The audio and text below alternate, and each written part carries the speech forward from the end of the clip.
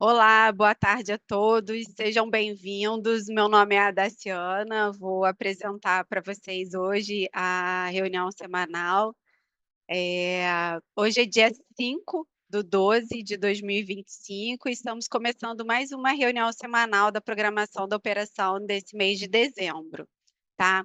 Essa reunião, ela é dividida em 3 blocos, sendo que cada bloco ocorrerá uma série de apresentações. Ao final de cada bloco, haverá um intervalo de 5 minutos e após cada intervalo serão respondidas as perguntas recebidas no chat dessa reunião.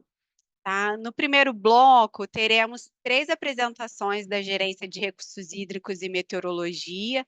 A primeira sobre a previsão meteorológica, seguida pela previsão hidrológica e depois a operação hidráulica.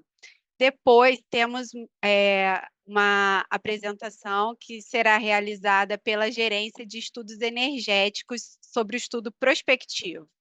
No segundo bloco, teremos 2 apresentações realizadas pela Gerência de Previsão de Carga.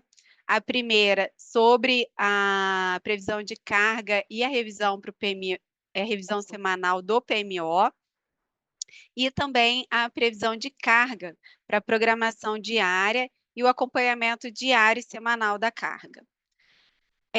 No segundo bloco, também teremos uma apresentação realizada pela Gerência de Estudos e Intervenções na Rede, e será sobre limites elétricos e as principais intervenções elétricas. Por último, no terceiro bloco, serão realizadas 2 apresentações pela Gerência de Programação Mensal. Na primeira, serão apresentados os resultados da revisão semanal do PMO, e na segunda, serão apresentadas as intervenções energéticas relevantes. Teremos também uma apresentação que será realizada pela programação diária e será sobre a política operativa, e também será a última apresentação desta reunião. Para darmos início aí à sequência de apresentações do primeiro bloco, eu gostaria de chamar o Eduardo para fazer sua apresentação sobre a previsão meteorológica. Obrigado, Daciana. Boa tarde a todas e todos. Começando essa reunião semanal com a previsão meteorológica, mas antes falando do que aconteceu na semana que termina hoje. Essa semana ela começou com áreas de instabilidade atuando entre o norte e o nordeste do país, né, com uma frente fria atuando ali no litoral da Bahia. E depois, no decorrer da semana, a gente teve o avanço de uma outra frente fria que avançou rapidamente pela região sul, chegou a atuar no sudeste, depois se afastou um pouco para o oceano, mas ela deixou instabilidades em um corredor de umidade entre as regiões norte, centro-oeste, sudeste, pegando também a Bahia. E a gente teve, nos últimos dias, a formação de de um novo episódio de zona de convergência do Atlântico Sul. Nesse momento, né, essa zona de convergência do Atlântico Sul, ela ainda está atuando entre as regiões norte e sudeste, né, fica ali entre Minas Gerais e Bahia. Mas, no geral, né, apesar da atuação desses sistemas, essa semana ela apresentou precipitação entre a média e abaixo da média na maior parte das bacias do Sim. Os maiores totais de precipitação, como a gente consegue verificar no mapa da direita, foram na bacia do Rio Madeira, principalmente na cabeceira da bacia do Rio Madeira, nos países da Bolívia e do Peru, também na bacia do Xingu e do Tapajós. Falando da próxima semana operativa, é uma semana operativa bem similar, né? Ela começa com a atuação das ACAS entre o norte, centro-oeste, sudeste e nordeste, pegando principalmente entre esse eixo entre o Amazonas e Minas Gerais, e também o sul da Bahia, e com os maiores totais de precipitação sendo esperados para esse eixo, né? Fica pegando principalmente a bacia do São Francisco, do Paranaíba, do Tocantins, do Xingu e do Tapajós, além ali da cabeceira da bacia do Rio Madeira. Nessa semana, assim como na semana anterior, a gente deve ter o avanço de uma frente fria pela região sul, né? A gente deve ter um ciclone se formando na costa do Rio Grande do Sul, que gera uma frente fria. Essa frente fria avança rapidamente pela região sul, e entre o meio e o fim da próxima semana operativa, essa frente fria chega à região sudeste. Em relação como é uma semana bem parecida, né, em relação à semana atual, a condição para geração eólica e para geração solar fotovoltaica é de estabilidade em todos os estados do Sudeste e do Nordeste. Em relação à temperatura, a gente tem algumas variações, né? A gente tem uma tendência de elevação da temperatura em Florianópolis e na cidade do Rio de Janeiro, e declínio da temperatura por conta de maior nebulosidade, maior ocorrência de chuva, principalmente do meio para o final da semana operativa em Campo Grande e em Belo Horizonte. No caso aqui de Florianópolis e Rio de Janeiro, que vai puxar para cima, né, essa temperatura, essa elevação da temperatura, é justamente entre o começo e o meio da semana, que tem previsão das temperaturas mais elevadas na próxima semana operativa. Era isso que eu tinha para trazer para vocês e te passo de volta a palavra, Daciano. Obrigada, Eduardo, pela sua apresentação. Gostaria de convidar o Arthur para fazer a apresentação sobre a previsão hidrológica e o acompanhamento das condições hidroenergéticas. Muito obrigado, Daciana. Boa tarde a todas e todos. Então, dando início à apresentação de previsão hidrológica, a gente começa com o acompanhamento de ENAs e a previsão para o subsistema Sudeste e Centro-Oeste. O que a gente pode verificar no horizonte mais recente é que a gente teve um aumento da ENA no começo do mês de novembro, só que logo em seguida ele seguiu com uma leve recessão, e a expectativa agora, com o reflexo da precipitação apresentada pelo Eduardo anteriormente, a expectativa de aumento das afluências nesse subsistema. A gente parte ainda de um valor baixo de 43%, sendo verificado no dia de ontem, e a expectativa é que a gente chegue a valores próximos à média na segunda semana prevista. Com isso, a previsão mensal para esse subsistema é de 89% da MLT, sendo o 32º percentil para o mês de dezembro. Dando um enfoque para as bacias, a gente tem todas elas com esse reflexo que a gente viu no Sudeste e Centro-Oeste. Então, a expectativa é de aumento das afluências nas bacias do Grande, Paranaíba, Paranapanema e Paraná. Para o subsistema sul, a gente tem uma expectativa de aumento das afluências na próxima semana, nada muito próximo do que aconteceu neste episódio por volta do dia 8 de novembro, nas bacias principalmente do Uruguai e Jacuí, como a gente pode ver vai poder ver no próximo slide. A previsão mensal para o subsistema sul fica em 78% de MLT, sendo o percentil 44 para o mês de dezembro. Então, como comentado anteriormente, o verificado nas bacias do Jacuí e do Uruguai é de que a gente observou um aumento no começo do mês de novembro. A gente teve um episódio de aumento das afluências, mas logo em seguida a gente entrou em recessão e a expectativa é de um leve aumento na próxima semana, mas nada muito próximo do que aconteceu no último episódio de 8 de novembro. Já para a bacia do Iguaçu, a gente no mês de novembro observou valores próximos à média, né, superiores e em seguida abaixo da média. E já para o mês de dezembro, a gente tem uma expectativa na próxima semana de valores próximos da média, né? A previsão mensal fica em 92% MLT, sendo o percentil 50 para o mês de dezembro. Já para o Jacuí, a gente está no percentil 33, com a previsão mensal de 53% de MLT, e o Uruguai com a previsão mensal em 62% de MLT, sendo o percentil 34. Para o subsistema Nordeste, a gente pode verificar que estamos muito abaixo da média, né, nos últimos dias.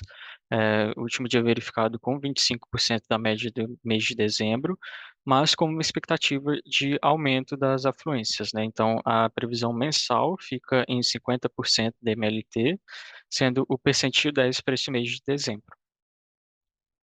Já falando aqui do subsistema norte, a gente está no mês de dezembro com o verificado até o momento para o último dia em 33% da média de longo termo mensal, mas com expectativa de aumento nas próximas semanas. E com isso, a previsão mensal fica em 82% da MLT, sendo o percentil 36 para esse mês de dezembro. E aqui a gente pode ver na bacia do Rio Tocantins a expectativa de aumento bem expressivo na próxima semana, mais específico, seguido de recessão na segunda semana prevista, mas voltamos a enxergar valores acima da média a partir da terceira semana prevista. Em termos mensais, a gente fica em 89% da MLT, sendo percentil 49. Agora, tendo um panorama espacial da previsão para a próxima semana, a gente consegue observar que a gente tem previsões acima de 160% somente no Guatumã, com as previsões entre 120% e 160% da MLT a gente tem em Curuaúna, e com previsões entre 80% e 120% MLT a gente tem destaques aqui na bacia do Rio Paraguai e também no Rio Madeira e no Rio Tocantins. E com destaque das previsões abaixo de 40% MLT a gente tem o Xingu, o São Francisco, o Paraguaçu Grande e o Paraíba do Sul. As outras bacias elas são com previsão entre 40% e 80% MLT para a próxima semana. Agora, tendo um panorama histórico das razões da energia natural afluente mensal, a gente pode verificar que desde outubro a gente vem observando um aumento da energia natural afluente no subsistema Sudeste e especificamente para novembro e dezembro a gente está com valores inferiores aos que foram verificados no ano passado. E agora com expectativas para o subsistema sul de continuidade de redução da energia natural fluente, enquanto os subsistemas nordeste e norte a gente tem uma expectativa de aumento neste mês de dezembro. Agora, falando da evolução da previsão mensal, a gente teve para os subsistemas Sudeste, Norte e Sul uma melhora na expectativa de fechamento do mês de dezembro, o Sudeste partindo de 81 indo para 89% de MLT, o Norte partindo de 75 indo para 82% de MLT e o Sul partindo de 62 indo para 78% de MLT. A previsão no Nordeste ficou muito estável, desceu só um ponto percentual. Bom, com isso eu encerro minha apresentação e fico à disposição em eventuais dúvidas. E devolvo a palavra para você, Daciana. Obrigado. Obrigada, Arthur, pela sua participação. Eu vou dar sequência na apresentação aqui da operação hidráulica. Vou projetar aqui. A parte da operação hidráulica, a gente tem como destaque as salas de acompanhamento das bacias dos rios Paranapanema, que a última aconteceu no dia 25/11 e a próxima será no dia 11 de dezembro. A do Paraná, ela aconteceu no dia 27 do 11 e a próxima prevista no dia 18. A de São Francisco aconteceu nessa semana, foi dia 2, e a próxima já é no próximo ano, né, dia 6 de janeiro. A do Tocantins também aconteceu essa semana, no dia 3, e a próxima prevista no dia 22 de janeiro. A Sala do Sul, a última aconteceu em outubro, no dia 9, e a próxima é na semana do dia, no dia 17, agora de dezembro. A do Norte também aconteceu ontem, e a próxima previsão de Sala do Norte é dia 8 de janeiro. A do Alto Paraguai, ou seja, o Pantanal, né? Ela aconteceu no dia 7 de novembro e a previsão da próxima é no dia 10, semana que vem. A Bacia do Rio Doce aconteceu no dia 19 de novembro e a próxima é no dia 7 de janeiro. E o GAOPS, que é a sala de operação da Bacia do Rio Paraíba do Sul, a última aconteceu no dia 11 e a próxima vai acontecer segunda-feira, dia 8 de dezembro. Em termos de operação hidráulica, a gente praticamente tem acompanhado excepcionalmente as afluências nos locais das UHE Jupiá e Porto Primavera. Todas as, a, todas as janelas de possibilidade para redução, para a prática das vazões mínimas, elas têm sido aproveitadas pelo ONS e a intenção é de que todas as vezes que houver possibilidade, os agentes serão acionados para que aconteça a redução das vazões e a gente consiga uma preservação do armazenamento dos volumes dos reservatórios, participantes aí contidos na bacia do Rio Paraná e seus afluentes. E a gente tem todas essas restrições cadastradas em FSAR, e aqui nesse slide estão os números dos FSAR vigentes para esses 2 locais. Bom, era essa a apresentação que eu gostaria de fazer. Gostaria de convidar agora o Pedro para falar sobre o estudo prospectivo. Boa tarde, Daciana. Boa tarde a todos. Então, vou apresentar aqui aos senhores os resultados da última avaliação prospectiva, que foi levada ao CMSE agora nessa última quarta-feira, no dia 3. O horizonte dessa avaliação consiste sempre numa janela móvel de 6 meses. Então, a avaliação atual é de dezembro a maio de 2026. Ok? Vamos iniciar aqui. Só relembrando, então, o estudo prospectivo ele é composto por 2 avaliações, visando atendimento de energia e potência. O CMSE utiliza esses resultados para monitorar a evolução de atendimento ao SIM e podendo também, né, embasar a adoção de medidas operativas excepcionais para garantir o atendimento, tanto de energia como de potência. O objetivo desse estudo, portanto, é mapear distintas zonas operativas. Por isso, a gente utiliza, então, um cenário inferior e um cenário superior, que são levados à reunião do CMSE. Então, o que diferencia os cenários é justamente a ENA, né? A energia natural afluente, que nesse slide seguinte aqui é melhor detalhada. Portanto, nós temos aqui, nesse período de dezembro a maio, fazendo o agregado do SIM e uma média ali temporal das ENAs, de 68% no cenário inferior e 95% no cenário superior. Então, no cenário superior, nós teríamos ali o P44, né, a 42ª menor do histórico, tá mais perto da mediana. Já o cenário inferior, ali seria um segundo menor do histórico, né, um P2. O resultado mais detalhado por subsistema, a gente vê o Sudeste seria o pior do histórico para esse cenário inferior, o Nordeste seria ali o 12º pior, o Norte mais próximo da mediana, em torno do 43º maior do histórico, e o Sul também ali mais próximo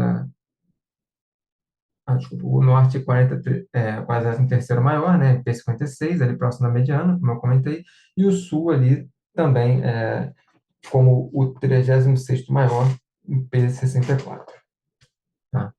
Isso tudo, essa ENA, esses insumos de vazão, eles podem ser verificados no nosso painel dinâmico, que já está disponível no site aberto do ANS.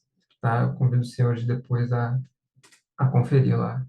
Até outros insumos também, carga não simulada, enfim, e também os resultados mais detalhados. Então, vamos seguir aqui. Falando, então, da energia armazenada no Sudeste, esse slide aqui são as trajetórias de energia armazenada do subsistema Sudeste-Centro-Oeste, em percentual do máximo. Essas linhas cheias representam o resultado atual, né, o mais recente do estudo, e as linhas tracejadas, o do estudo feito no mês passado, que partia lá de novembro. Então, note-se que os cenários eles retratam diferentes ocorrências de período úmido. Né? O cenário superior, o período úmido se inicia, ainda que com um certo atraso, mas ganhando força ali a cada mês. Né? E é possível perceber que o estudo atual ele parte, né, de um valor acima do que ambos os cenários estavam vislumbrando ali para final de novembro, no estudo passado. Né? Então, ali um valor de 42,2, que foi partida desse estudo, e acima, portanto, né, dos valores antecipados ali previstos no estudo anterior. Então, é possível ver que o estudo atual ele parte desse valor acima, né?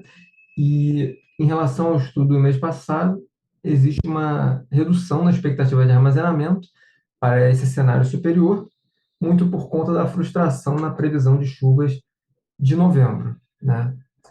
Já no cenário inferior, a estiagem ela já era presente, né, no cenário anterior, e ela se prolonga, tendo uma pequena melhora ali em janeiro, mas em janeiro não, em fevereiro, né, uma leve inclinação positiva, mas basicamente não se configura um período úmido bom, né? Portanto, o armazenamento do Sudeste acaba andando de lado e chegando aí ao valor de 39,1 ao final de maio.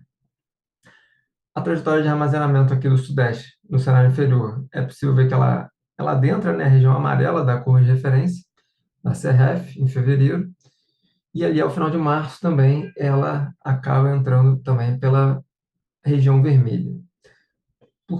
Mesmo assim, a recomendação continua sendo o monitoramento dessas vazões ao longo do período úmido. A gente ainda está início de dezembro, né? As chuvas desse mês ainda são bem importantes, né, para o que seria o período úmido 25 a 26. Então, ainda há um monitoramento, nenhuma consideração a mais em relação a isso. Só importante frisar aqui que essas regiões mostradas nesse gráfico ainda refletem a CRF feita para o ano de 2025, e vale comentar que a nova CRF, né, que entrará em vigência a partir de janeiro de 26, ela já foi aprovada e será disponibilizada sua nota técnica no Sintegre aí nas próximas semanas até o final do mês, ok? Seguindo então, aqui é a mesma análise basicamente, só que para o GAR mais para o SIM, né, para o agregado de armazenamentos.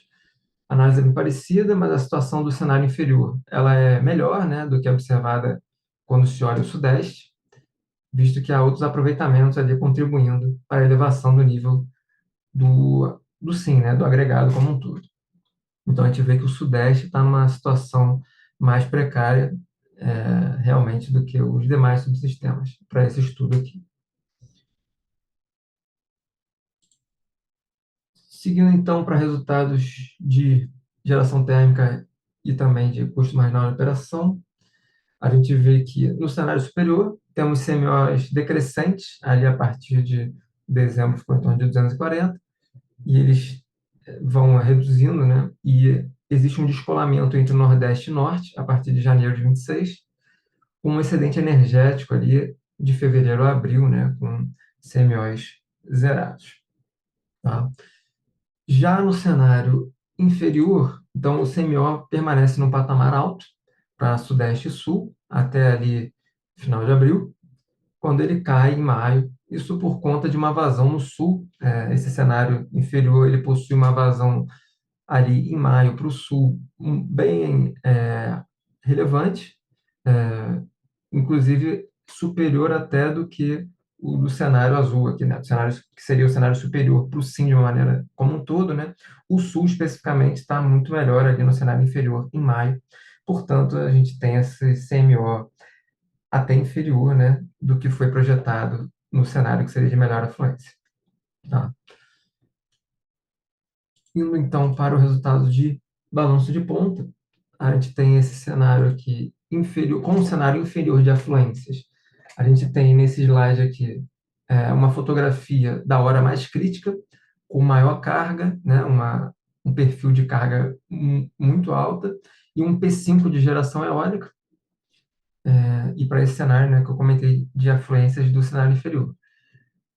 Foi preciso, então, a utilização de parte do reservatório de Itaipu e maximizar ali a modulação das usinas de São Francisco para obter esse resultado ali de apenas invasão de reserva operativa para dezembro e janeiro. Em todos os meses, a gente permanece com com GT adicional, né? Ocasional GT adicional para fechamento ali da ponta. Já no cenário superior, também tem expectativa de despacho térmico adicional, né, para atendimento da ponta, mas não necessariamente, não teríamos, né, invasão da reserva operativa, não foi necessário também a utilização dos recursos citados anteriormente, né, como utilização do reservatório de Itaipu ou uma modulação um pouco mais alta do São Francisco. Ok, são alguns dos resultados, né, que nós temos nessa análise. Esse foi o material, né, que foi levado ao CMSE essa semana, e eu convido os senhores ali a acessar nosso painel dinâmico para maiores informações do estudo, tanto de dados de entrada, né, insumos, como ENA, carga não simulados, etc., como de saída também, como armazenamento até mais detalhado, né, por usina. E vocês conseguem também variar o percentil de geração eólica nesse estudo do balanço de ponta para ver como ficaria o atendimento de potência. Tá?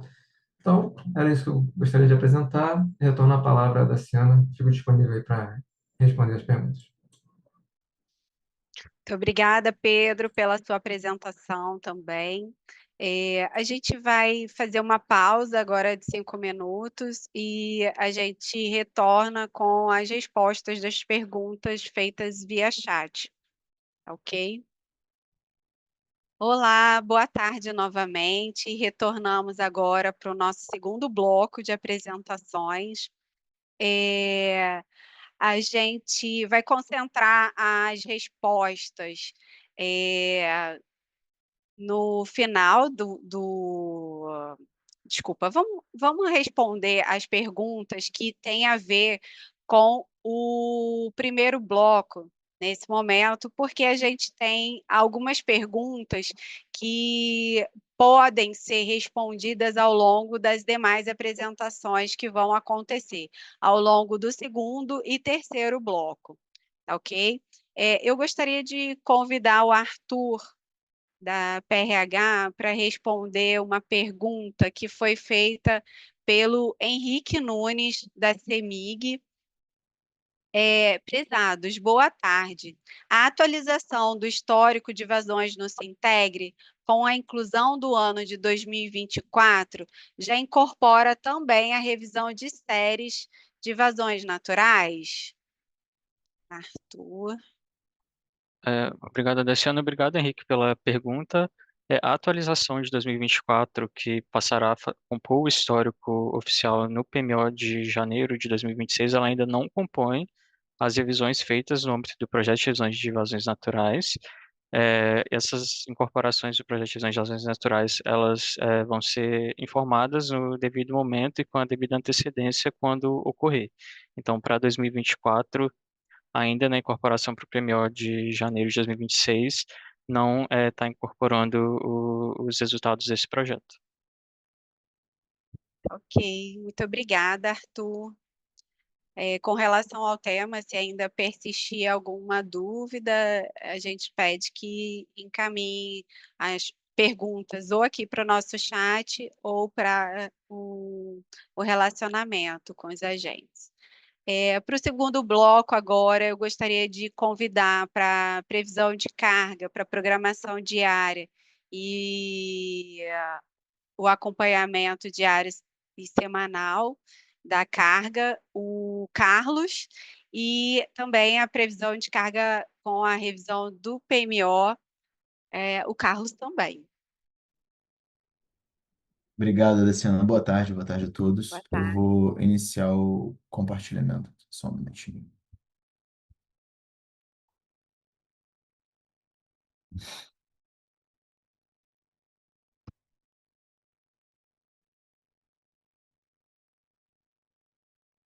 Imagino que vocês já estejam vendo minha tela agora em tela cheia, certo?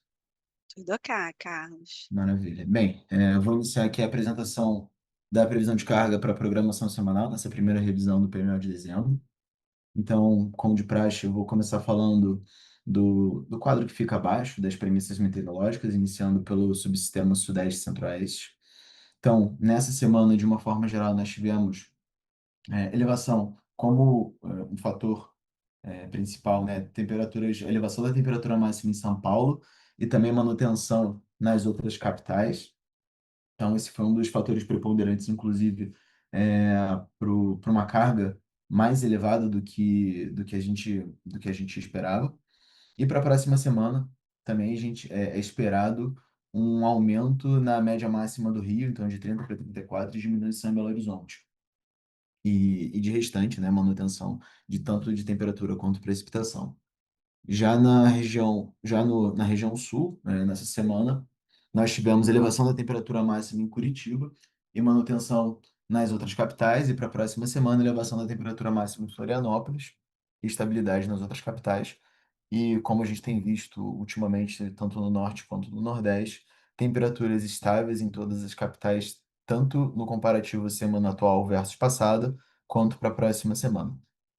Bem, e aí agora analisando o quadro acima, o quadro de acompanhamento e previsão de carga, a gente pode ver que nessa primeira semana nós tivemos é, um- uma expectativa de fechamento de 86.722, que corresponde a um desvio de 4,5% para o Sim. Então, eu vou detalhar mais na análise por subsistemas o que aconteceu, e já vou adiantando que esse desvio está muito relacionado aos subsistemas Sudeste, Centro-Oeste e Sul. Então, esse é um dos pontos. E aí, falando um pouco das semanas 2 a 5, semana 2, o principal argumento, né, de atualização para essa semana foi para um nivelamento da carga, para a carga ficar num nível mesmo dessa primeira semana. Então a gente pode ver que a segunda semana com um valor de 86.363, então é um valor relativamente próximo à primeira semana, dadas também as premissas meteorológicas. E aí, da terceira até a quinta semana, a gente pode ver que esse tipo de atualização ele é bem menor, né, numa proporção um pouco mais leve. Então, quando a gente faz um comparativo tanto da revisão do PMO quanto o PMO original, ou seja, a revisão zero, a gente pode ver que tem uma variação de 2,02%. Bem, eu vou iniciar agora a parte mais específica por subsistemas. Então, a gente pode ver que o subsistema Sudeste Centro-Oeste teve um desvio de 5,37, que corresponde a uma expectativa de fechamento de 48.126. É importante ressaltar que tanto a temperatura aumentou de uma semana, da semana anterior para essa semana, mas também nós tínhamos premissas de temperatura que não eram tão elevadas em São Paulo. Então, esse foi um dos principais fatores que fez com que ocorresse essa elevação da carga da primeira semana. E aí, quando a gente olha para a segunda semana, a gente pode ver que a atualização da primeira para a segunda fez com que os dois valores ficassem muito próximos, porque existe uma questão de manutenção de temperaturas e ainda uma elevação no Rio de Janeiro, nas temperaturas do Rio de Janeiro. Então, fizemos um ajuste na casa dos 3% para fazer esse nivelamento de carga. E aí, das semanas 3 a 5, 4 e 5 sem nenhuma necessidade de ajuste, lembrando que essas duas últimas semanas são semanas de festividades, então a carga ela tem essa característica mais baixa do que as primeiras 3 semanas. E para a terceira semana nós fizemos um ajuste numa proporção menor, na casa de 1,55%. E fazendo esse comparativo de novo, de revisão PMO versus PMO original, nós temos uma variação de 1,95%. O subsistema sul segue a mesma linha de raciocínio do Sudeste e Centro-Oeste. Então, a gente tem uma expectativa de fechamento de 15.439 megawatts médio, que corresponde a um desvio de 8,63%. Se a gente fizer um comparativo entre essa semana operativa e a semana operativa anterior, a gente vê uma diferença de 1 giga. Então, é uma diferença muito grande. Como um ponto muito relevante, a gente pode ver que as temperaturas de Curitiba se elevaram bastante. Não só isso, as previsões também elas acabaram sendo foram um pouco subestimadas. Então, é, a carga acabou vindo maior muito por conta também dessa subestimação de temperatura em Curitiba. E aí, para a segunda semana, a gente pode ver que esse ajuste na casa dos 6%, ele está muito relacionado a essa questão do nivelamento da carga e também do aumento das temperaturas em Florianópolis, como eu falei no início da apresentação. E aí, para as semanas 3, 4 e 5, ajustes, para a semana 3, um ajuste também bastante relevante, e semanas 4 e 5, como ocorreu no Sudeste e Centro-Oeste, sem nenhuma necessidade de atualização. Bem, e aí, para a revisão do PMO versus o PMO, a gente, consequentemente, dadas essas atualizações, a gente vê uma variação na casa de 3,8%. Agora, no subsistema Nordeste, assim como o Norte, tem uma questão de previsibilidade um pouco mais alta quando a gente compara, por exemplo, as capitais do Sul e as capitais, perdão, o subsistema Sul e o subsistema Sudeste e Centro-Oeste. Então, a gente pode ver que a nossa previsão ela foi muito assertiva, teve um desvio de 0,67, uma expectativa de fechamento de 14.326 megawatts médio. E aí, quando a gente olha as semanas até a semana 3, por exemplo, a carga está muito pareada semana a semana. E é normal, como eu falei, nas semanas 4 e 5 ter essa pequena diminuição. Então, é, dado que premissas de temperatura e precipitação elas estão muito semelhantes na semana anterior versus essa semana versus semana seguinte. E aí, quando a gente faz esse comparativo de revisão do PMO versus PMO, a gente vê uma variação de 0,86%. Para finalizar, o subsistema norte também, com um desvio muito pequeno de 0,5%, uma expectativa de fechamento de 8.831, e também essa carga bastante flat, né, das semanas 1 a 3 e, consequentemente, semanas 4 e 5, por conta da questão do final do ano, elas tendem a ser um pouco menores, mas, de novo, de forma bem diferente quando a gente faz um comparativo com o Sudeste, Centro-Oeste e Sul, muito por conta dessas premissas também da questão de temperatura, tá? E aí, olhando a variação, quando a gente olha a revisão do PMO versus PMO, a gente tem uma variação de 1,34%.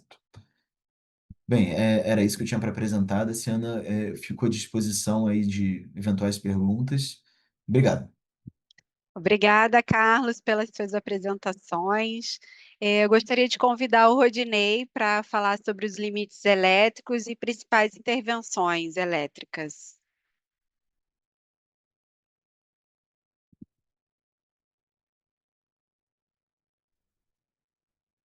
Então, pessoal, todos veem minha tela. Boa tarde a todos. Então, vamos passar aí os limites elétricos com impactos na programação e principais intervenções com restrição eletroenergética.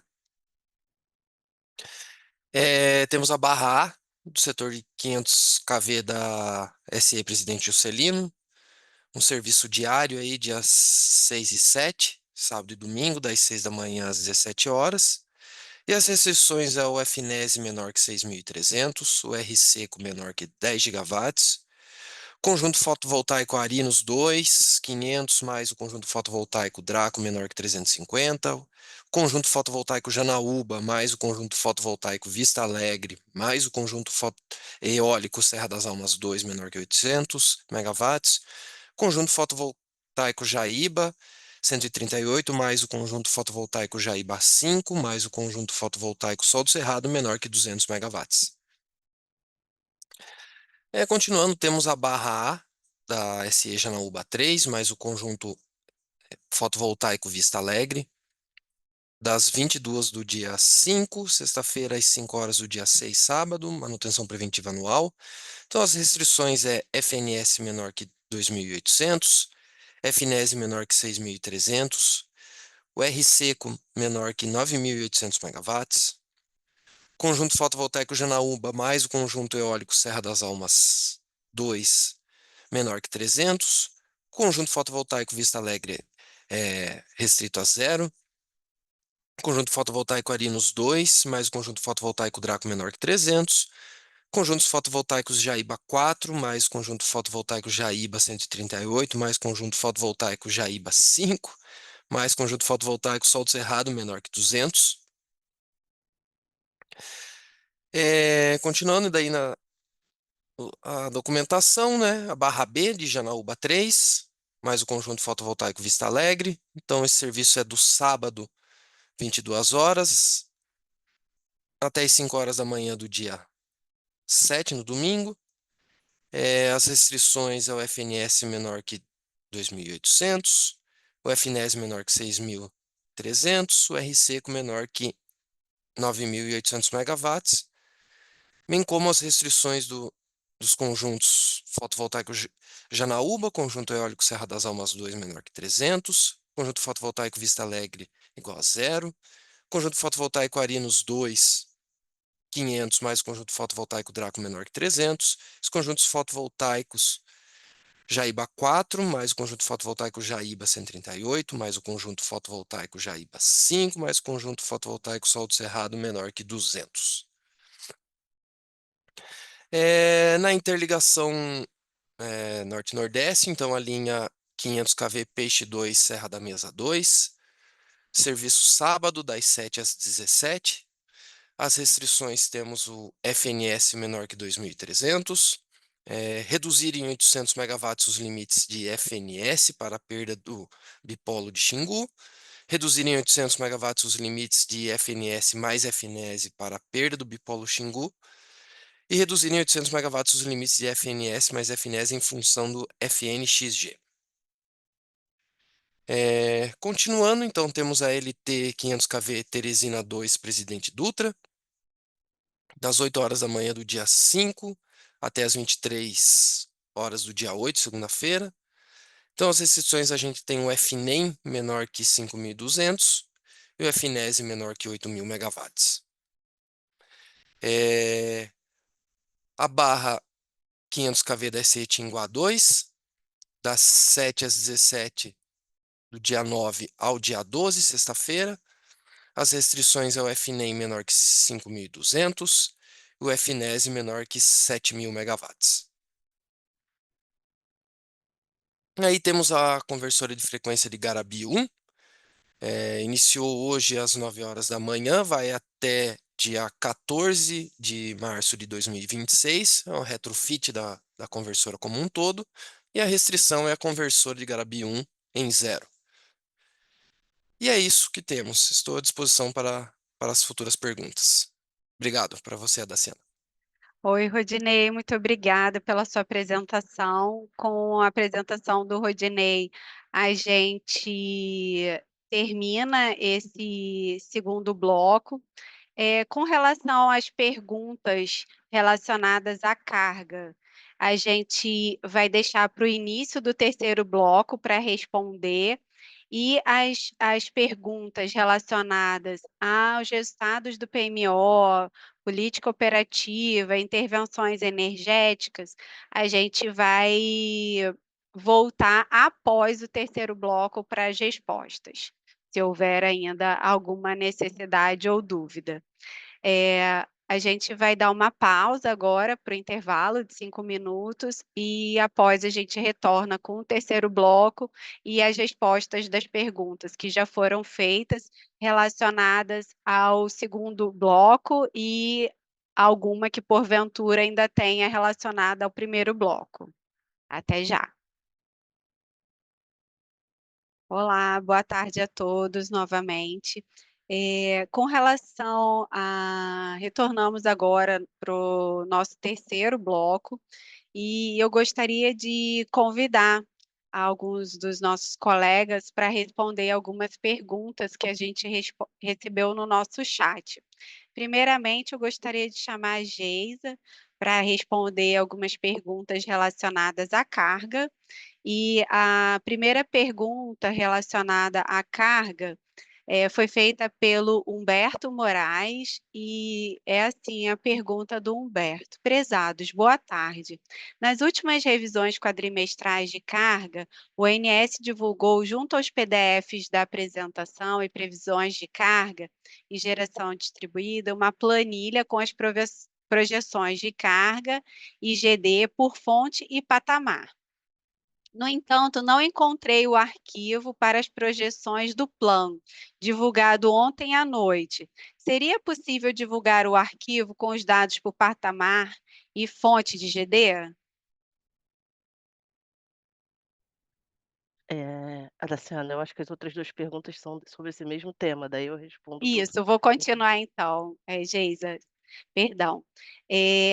A pergunta 6, que foi feita pelo Guilherme Ramalho, diz assim: prezados, vimos que fomos disponibilizados os resultados do Plano 2026-2030 na noite de ontem.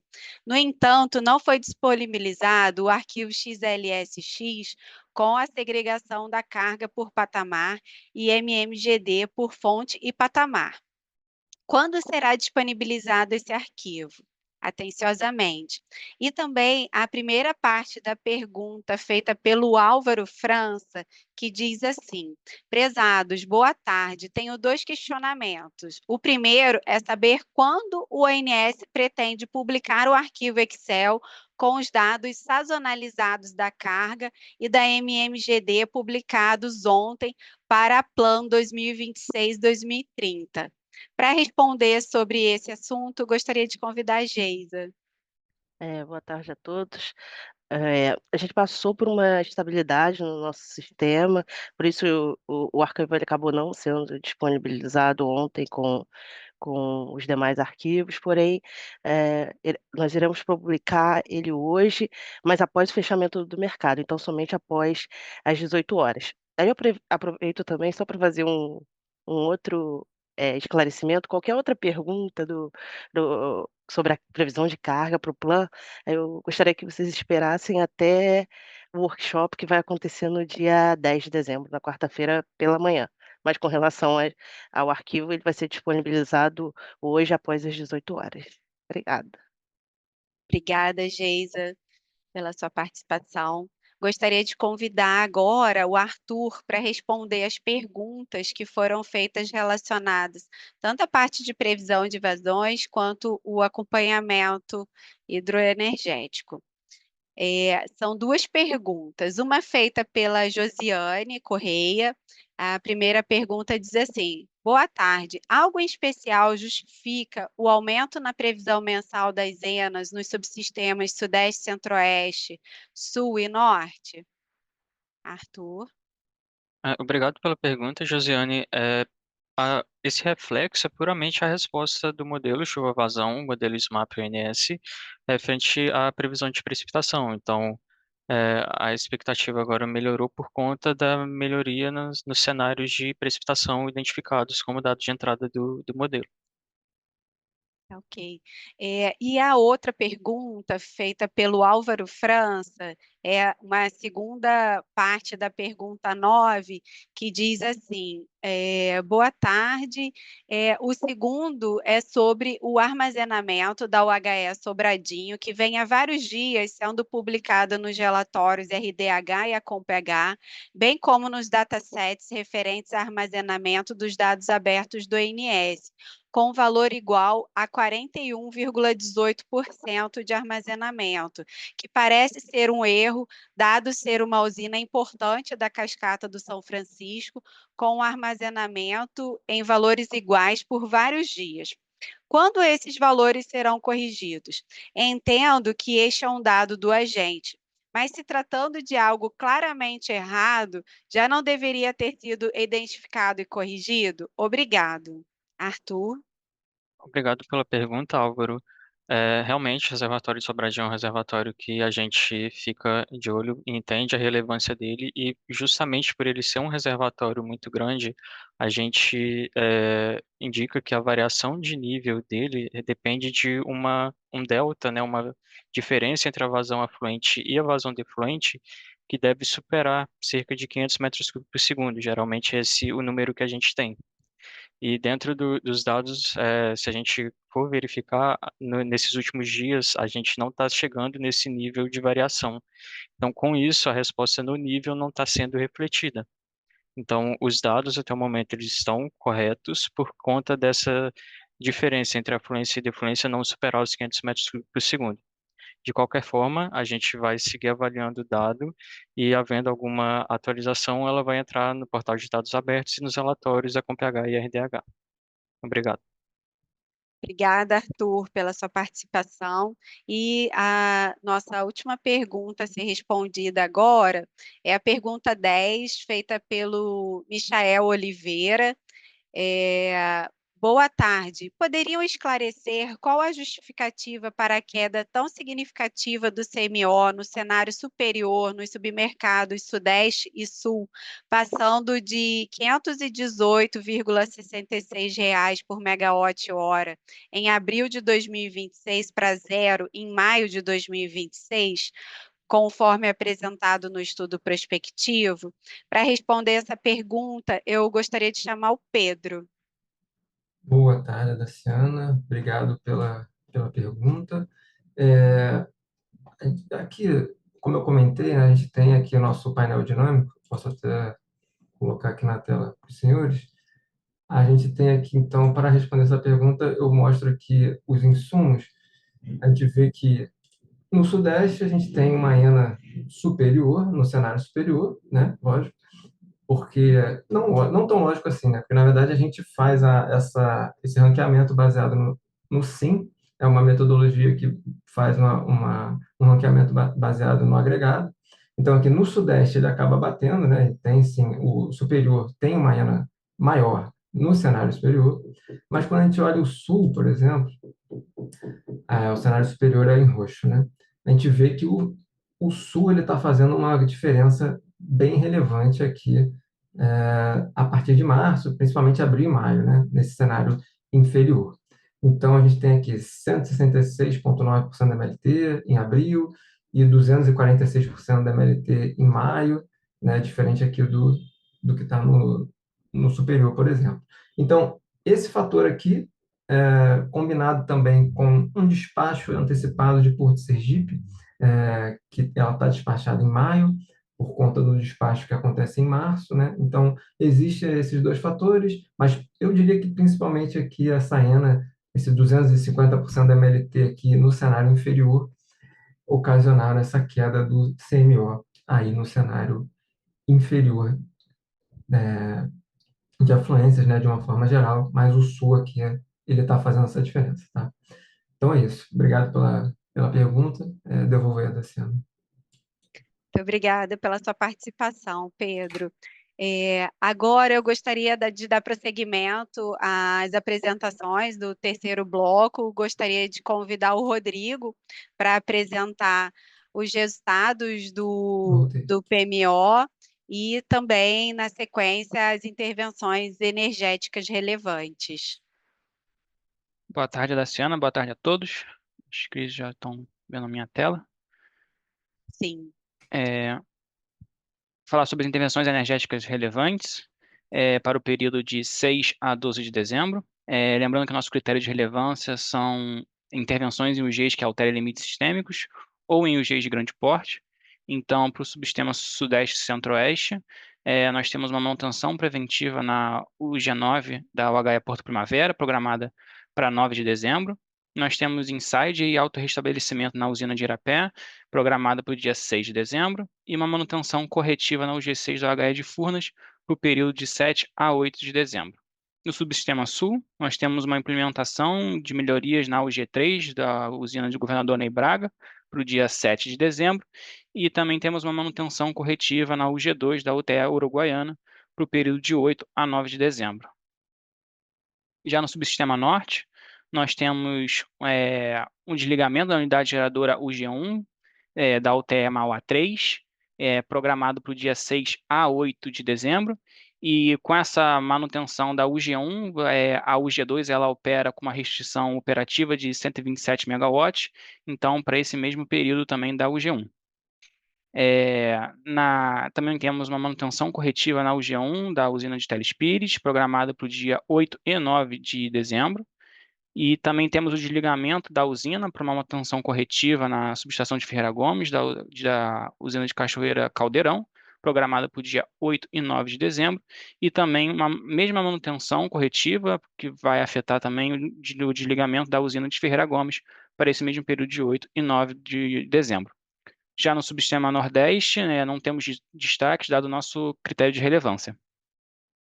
Agora, sobre os resultados da revisão 1 do PMO de dezembro, para essa primeira semana operativa, de 6 a 12 de dezembro. Antes, eu trago aqui como um ponto de destaque a operação comercial sobre o despacho da ANEEL 3.589, em que ele restabelece a operação comercial da UG1 da OHS Sobradinho. Então, nessa revisão 1, já consideramos o retorno dessa UG. Também como ponto de destaque, tivemos a atualização do CVO no dia D+4, calculado pela CCE. Então, aqui trago como destaque a comparação entre o PMO da semana passada e a revisão 1. Então, em verde, nós temos aqui o CVO utilizado nessa revisão, e em cinza o do PMO. E também nessas caixas aqui estão em destaque as maiores variações que tivemos entre os dois entre a revisão 1 e o PMO. Agora sim, os resultados: o custo marginal de operação, o CMO. Os 4 subsistemas ficaram equalizados entre si nos 3 patamares de carga, e no patamar de carga pesada foi de R$ 309,66, no patamar de carga média foi de R$ 306,30 e na leve de R$ 303,40. Então, na média, ficou em R$ 305,91 o megawatt-hora, o que, em relação à semana anterior, foi uma redução desse CMO. Da geração termoelétrica, no subsistema Sudeste Centro-Oeste, tivemos um total de despacho de 5.038 megawatts médios, sendo 1.386 por ordem de mérito e 3.652 por inflexibilidade. No Sul, um total de 1.283 megawatts médios, sendo 353 por ordem de mérito e 930 por inflexibilidade. No subsistema Nordeste, um total de 926 megawatts médios, sendo 829 por ordem de mérito e 97 por inflexibilidade. E no Norte, o total foi de 2.890 megawatts médios, sendo 1.871 por ordem de mérito e 1.119 por inflexibilidade. Portanto, no Sim, o total ficou em 10.137 megawatts médios. Lembrando que é apenas indicativo, uma vez que o despacho efetivo é realizado na etapa de programação diária, dado pelo modelo D100. Sobre o comando de despacho antecipado das usinas de GNL, o modelo está indicando ou não o despacho para a semana que compreende de 7 de fevereiro a 13 de fevereiro de 2026. Então, de acordo com o benefício GNL calculado, ele é menor que o CVO tanto de Santa Cruz e Porto Sergipe. Não tivemos despacho em nenhum patamar de carga para nenhuma das usinas para essa semana operativa de 7 a 13 de fevereiro de 2026. Sobre a energia armazenada, no subsistema Sudeste Centro-Oeste, iniciamos o estudo com 39,9%, com uma expectativa ao final do mês de dezembro de 46,3%. Já na média dos cenários do segundo mês, no mês de janeiro, a média ficou em 57,9%. Já no subsistema Sul, iniciamos o estudo em 84,4%, com uma expectativa ao final do mês de 65,2%, já na média dos cenários do segundo mês, de 53,9%. No Nordeste, iniciamos com 44,3%, com uma expectativa de 48,8% ao final do mês de dezembro. Já para o segundo mês, na média dos cenários, ficamos em 59,6%. No Norte, iniciamos o estudo com 56,5%, e ao final do mês chegou em 55%. Já na média dos cenários, para o segundo mês, ficou em 62,3%. Agora, trago com as informações adicionais do calendário do PMO de janeiro de 2026. Então, aqui é a revisão 3 do PMO. Então, a gente adiantou em um dia a revisão. Então, agora o estudo vai ser aberto na terça-feira, dia 16 de dezembro, com o fechamento no dia 17, com a rodada do Decomp também na quarta-feira. E na quinta e sexta-feira já iniciamos os estudos para o PMO de janeiro. E aí fica aqui para referência as demais entregas. E sendo que na segunda-feira nós temos o primeiro dia do PMO, segunda-feira, dia 22 de dezembro, com a rodada do New Wave e do Decomp. E na terça-feira temos a reunião do PMO, o segundo dia, com a publicação dos resultados. Agora, para a revisão 1 do PMO de janeiro, também ficar na segunda-feira a abertura do estudo, assim como a rodada do Decomp, e na terça-feira, será dia 30 de dezembro, será a nossa reunião semanal às 15 horas. E, Daciana, com isso eu finalizo minha apresentação e acredito que eu tenha respondido a pergunta do Paulo Cesário, que perguntou se a rodada do Decomp também será feita na segunda-feira, assim como na semana do Natal. Então, a resposta é sim, e a apresentação vai ser publicada então ao final e pode ficar para consulta também. Então, a Daciana retorna a palavra. Obrigado. Eu que agradeço pela sua participação, Rodrigo, e a apresentação. A pergunta do Paulo Cesário já foi respondida. Se ainda persistir alguma dúvida, a gente pode responder ao final do retorno do último intervalo. E agora eu gostaria de convidar a Amanda para falar sobre a política operativa e agora está com a palavra, Amanda. Boa tarde, Daciana. Boa tarde a todos. Vou iniciar o compartilhamento da tela. Vou colocar em modo apresentação.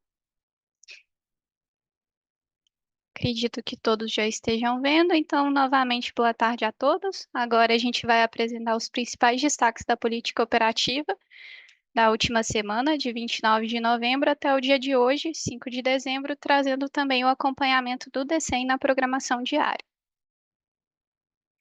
Nesse slide, a gente apresenta uma análise gráfica comparativa entre os valores de CMO do DCEM e do Decomp. No Decomp, o CMO médio semanal foi de R$ 337,53 o megawatt-hora nos 4 subsistemas.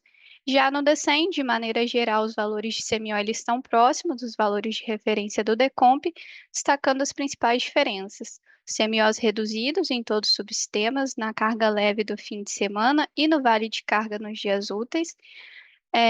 Também a gente destaca que a partir do dia 2 de dezembro foi verificada uma elevação do CMO em razão do aumento da carga líquida no período de ponta.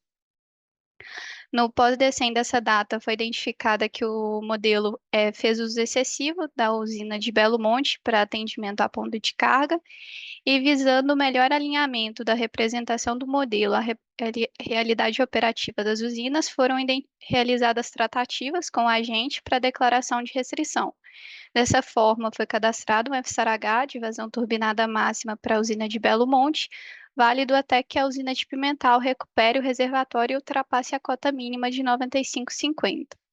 Sendo assim, a vazão de efluente de Belo Monte ela não seria elevada até que a usina de Pimental atingisse a cota mínima de 95,50, sendo a afluência usada apenas para atendimento do TVR e também da restrição de vazão turbinada mínima de Belo Monte. Essa restrição passou a ser representada no DEC a partir do dia 3 de dezembro. As demais variações de CMO durante a semana operativa são decorrentes do melhor detalhamento da carga da rede elétrica e também da previsão de geração de usinas não simuladas no DCEM. Nesse slide, a gente apresenta os gráficos de box plot com os valores de CMO por barra para os 4 subsistemas para o dia de hoje, 5 de dezembro. Em nenhum dos subsistemas é visualizada a dispersão de resultados. E começando a análise pelo subsistema Sudeste, os outliers com valor de CMO nulo são consequência da limitação de geração das usinas de Sá Carvalho e Rosana, conforme as CGIs 39.630 de 25 e 74.199 de 25, respectivamente. E, adicionalmente, os outliers entre 6h30 e 12 horas são decorrentes da limitação de geração na usina de Capivara, conforme a CGI 74.199 de 25. E, por fim, os outliers superiores entre 17h30 e 18h30 ocorrem devido ao requisito de geração mínima da usina de Cana Brava, conforme a CGI 75678 de 25. Já nos outros subsistemas, eles não apresentam outliers. Nesse slide, a gente apresenta o CMO por barra durante as 19 horas do dia de hoje, 5 de dezembro. Novamente, a gente destaca que só 30% das barras do SIM são mostradas nessa figura e são observados semiose equalizados em todos os subsistemas. Agora será apresentado um comparativo entre DCEM e PDP para os 4 subsistemas. Iniciando pela geração hidráulica, é observado que as diferenças em todos os subsistemas ocorrem devido à política operativa. Na região norte, a geração do DCEM é superior à geração do PDP. No Nordeste, a geração definida pelo DCEM tem dias com maior e outros com menor despacho em relação ao PDP, e no PDP está sendo praticada uma operação com aumento de geração na cascata do Rio São Francisco para atendimento à ponta de carga. Na região sul, a geração definida pelo DCEM tem dias com maior e outros com menor despacho em relação ao PDP, e na região sudeste e centro-oeste, de maneira geral, a geração do DCEM é inferior à geração do PDP. Já com relação à geração térmica, foram observadas diferenças nas gerações do PDP em relação ao DCEM, devido à declaração de inflexibilidade por parte dos agentes após a publicação do DCEM. E, além disso, nos dias 3 até o dia de hoje, 5 de dezembro, houveram despachos para atendimento à ponta de carga. As seguintes usinas foram despachadas. No subsistema Sudeste Centro-Oeste, Ibirité, Juiz de Fora, Nova Piratininga, Poçude 1 e 2, Carquei 13 e 19, Seropédica, Termorrio, Cubatão, Termomacaé e William Arjona. No subsistema Sul, Barra Bonita e Candiota 3. No subsistema Nordeste, Vale do Açu, Suape 2, Pernambuco 3 e Termopernambuco. Com relação ao intercâmbio internacional, nessa semana operativa não houve exportação comercial de energia vertida turbinável, e no dia 30 do 11 foi programada uma oferta de devolução da Argentina no período noturno, das 19 às 23 horas. Com relação à resposta da demanda, houve programação de RD em todos os dias da semana operativa, com exceção do dia 30 do 11, por ser domingo. Houve programação de RD na modalidade D-1, com montante de 8 megawatts, 17 megawatts e 10 megawatts nos dias 29 do 11, 2 e 3 de dezembro, respectivamente. E também houve programação de RD por disponibilidade nos dias do dia 1 até o dia 4, com os montantes de 229 megawatts, e no dia 5 com montante de 193 megawatts. Agora a gente apresenta os gráficos com as médias semi-horárias do balanço por subsistema no decorrer da semana operativa. No subsistema Sudeste Centro-Oeste, ele apresenta perfil importador de energia em todos os patamares. A geração é dimensionada para controle de nível e atendimento da ponta de carga nas usinas dos rios Grande, Paranaíba e Paraná. E, além disso, é realizada exploração dos recursos energéticos nas usinas das bacias dos rios Madeira e Telespires. Já no subsistema Sul, na figura inferior, ele apresenta perfil alternado entre importador e exportador. A geração é dimensionada para controle de nível dos reservatórios, especialmente na bacia do Uruguai, e conforme necessidade de atendimento à carga. Já no subsistema Nordeste, o perfil é exportador de energia em todos os patamares. A operação hidráulica é dimensionada de acordo com a disponibilidade de geração eólica e as restrições da ANA para a operação na faixa de atenção do reservatório de Sobradinho. E, por fim, para o subsistema Norte, ele tem um perfil importador em quase todos os patamares, com exceção do período de ponta de carga, com destaque para a elevação de geração hidráulica nesse período. A geração ela fica dimensionada para atendimento à ponta de carga, basicamente, e também a previsão de desligamento parcial da casa de força 2 da usina de Tucuruí ao longo da semana. Nesse slide, a gente apresenta a distribuição do balanço no período de 29 de novembro a 5 de dezembro, por fonte de geração. Nessa semana, 88% do despacho foi realizado por fontes renováveis. Dentre todas as fontes, 34% dessa geração foram de usinas não despachadas centralizadamente, como usinas eólicas, fotovoltaicas, PCHs, PCTs e MMGD. E comparando com a semana anterior, há uma diferença de geração de aproximadamente 3,3 gigawatts médios, sendo que as maiores diferenças observadas entre as fontes de geração foram a elevação de aproximadamente 6,6 gigawatts de geração hidráulica e a redução de aproximadamente 1,5 gigawatts de geração eólica e térmica.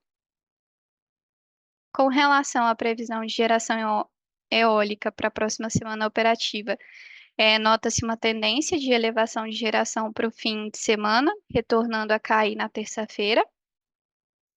O menor valor médio está previsto para o dia de hoje, 5 de dezembro, com aproximadamente 8,1 gigawatts médios, enquanto a maior média está prevista para o dia 8 de dezembro, com aproximadamente 13,3 gigawatts médios.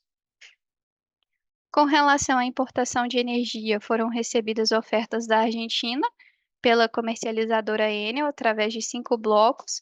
Em relação à semana anterior, houve elevação nos preços de todos os blocos. E com relação ao Uruguai, foram recebidas ofertas de 9 blocos de importação pelas comercializadoras Enel, BTG Pactual e Bolt. Houve elevação também nos preços dos blocos da BTG Pactual e Bolt e redução nos preços da Enel. Bom, com relação à política operativa para a próxima semana, iniciando pelo subsistema norte, tem a geração, fica dimensionada para atendimento à ponta de carga. É previsto o desligamento parcial da Casa de Força 2 de Tucuruí ao longo da semana. Para o subsistema Nordeste, a operação hidráulica ela fica dimensionada de acordo com a disponibilidade de geração eólica e as restrições da ANA para a operação na faixa de atenção do reservatório do Sobradinho. Para o subsistema Sudeste Centro-Oeste, manutenção da utilização dos recursos das bacias dos rios Grande, Paranaíba, Paraná, conforme necessidade de alocação para atendimento à ponta de carga e controle de nível dos reservatórios. Para o subsistema Sul, a geração ela fica dimensionada para controle de nível dos reservatórios, especialmente na bacia do Uruguai, conforme necessidade de atendimento à carga.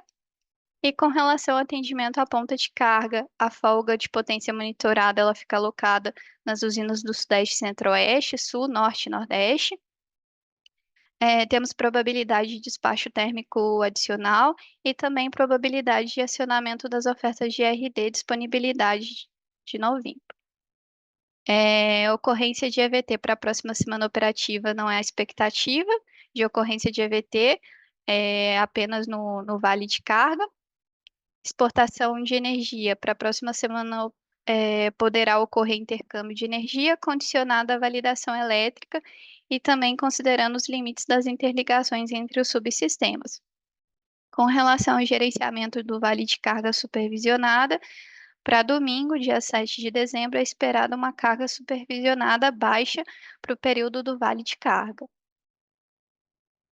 Com relação às ofertas da portaria do Ministério de Minas e Energia número 88 de 2024, que visa operacionalizar usinas térmicas em condição de maior flexibilidade, como o recurso disponível para a utilização do ONS no atendimento à ponta de carga do SIM, e que teve o prazo prorrogado pela portaria número 17 de 2025 até o dia 30 de abril de 2026, houve atualização nos valores das ofertas pela CCE. Seguem válidas as ofertas das usinas de Porto Pecém 1, Maranhão 4 e 5, Nova Venécia 2, Canoas e Norte Fluminense, conforme tabela.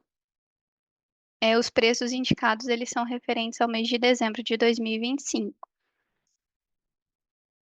Agora, por fim, alguns informes, iniciando pela abertura de consulta externa da rotina operacional ROEPBR-02 e também da instrução de operação IOCGBR-01 na próxima semana para a inclusão de itens do acionamento do Plano Emergencial de Gestão de Excedente de Energia da Rede de Distribuição. E, além disso, em função dos feriados de fim de ano, teremos também alterações nas datas de envio de ofertas para os seguintes produtos em função dos feriados. Iniciando pelos blocos de importação. Na semana operativa de 27/12 a 2/1, o envio é até às 11 horas do dia 22/12. E na semana operativa, do dia 3/1 a 9/1, o envio é até às 11 horas do dia 30/12. Já com relação às ofertas da demanda, na semana operativa do dia 27/12 a 2/1, o envio é até às 12 horas do dia 22/12. E na semana operativa do dia 3/1 ao dia 9/1, o envio é até às 12 horas do dia 30/12. Com isso, encerro a minha apresentação. Agradeço a atenção de todos e devolvo a palavra para você, Daciana. Muito obrigada, Amanda, pela sua apresentação e participação. Acredito que com a sua apresentação já foi respondida a pergunta do Leandro Ferrari, que perguntou, a pergunta dele foi a seguinte: boa tarde. No dia 3/12 de 2025, foi verificado que o CMO esteve com valor acima de 2.000 na carga pesada e PLD em 1.400. Ocorreu alguma restrição ou evento que potencializou a chegar a estes valores? Obrigada. E aí, eu acredito que a Amanda já tenha respondido, Leandro, a sua pergunta. Se ainda persistir alguma dúvida, a gente volta a partir desse intervalo para respostas às perguntas que forem feitas até o intervalo. Até já, e a gente retorna daqui a pouco para a finalização da nossa reunião e a eventual resposta a algumas perguntas que ainda estiverem no chat. Olá, boa tarde novamente. Retornamos para as respostas das perguntas que ainda estavam sem respostas no chat, e gostaria de anunciar que foi finalizado nesse instante o envio de perguntas.